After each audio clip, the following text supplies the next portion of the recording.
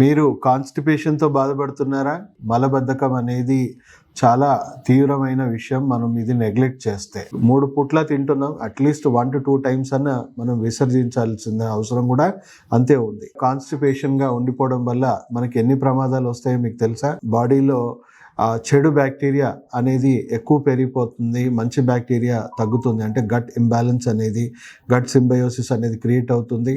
దానివల్ల తీవ్రమైన విషవాయువులు, గ్యాసెస్ మన బాడీలో పెరిగిపోయి ఆ విషవాయువులు, గ్యాసెస్ మన హార్ట్, మన వెన్నుపూస, మన బ్రెయిన్ అంతటా కూడా వ్యాప్తించి అది మెల్లిమెల్లిగా డీహైడ్రేషన్ కి గురి చేసి వాటిని దెబ్బతీసే అవకాశం ఉంది. సో బ్రెయిన్ స్ట్రోక్లు, హార్ట్ స్ట్రోక్లు, ఎన్నో ప్రమాదాలు మనకు రాబోతున్నాయి. అండ్ సేమ్ టైం మన రోగ నిరోధక శక్తిని కూడా అది ఇబ్బంది పెడుతుంది. దానివల్ల కొంతమందికి ఎలర్జీస్ కానీ, ఆటో ఇమ్యూన్ సిస్టమ్ సంబంధించిన డిసార్డర్స్ రావడము, మెల్లిమెల్లిగా గట్ రిలేటెడ్ క్యాన్సర్స్ కూడా రావడం అనేది మనం చూస్తూ ఉంటాం. సో ఇది చిన్న సమస్య అని అనుకోకండి. డే టు డే బాడీకి తీసుకోవాల్సిన ఒక ఎసెన్షియల్ మెయింటెనెన్స్. సో అలాగే మనం చూసుకుంటే లోవర్ గట్ ఇన్ఫ్లమేషన్ వల్ల మనకి పైల్స్, ఫిస్టులా, బ్లీడింగ్ పైల్స్ ఇలాంటివి ఎన్నో సమస్యలు మనకి వస్తాయి. ఇది నివారించడానికి, మన జీర్ణకోశాన్ని ఆరోగ్యంగా ఉంచుకోవడానికి, మలబద్ధకం లేకుండా ఉండడానికి మనం తీసుకోవాల్సిన దినచర్య మనం సరిగ్గా పాటించాలి. ఫస్ట్ థింగ్, మనము డీహైడ్రేషన్ అవ్వకుండా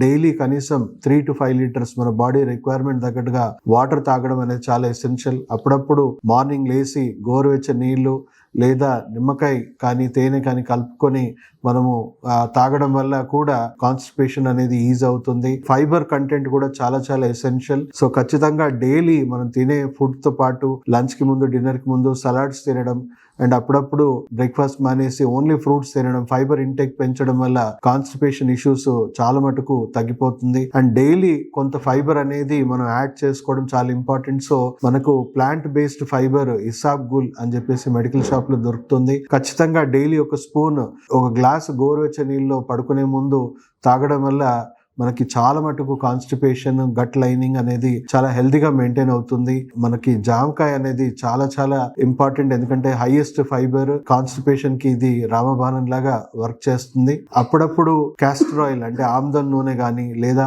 ఆలివ్ ఆయిల్ లాంటిది కానీ మనము కన్జ్యూమ్ చేయడం వల్ల కూడా గట్ లైనింగ్ అనేది ఇంప్రూవ్ అవుతుంది.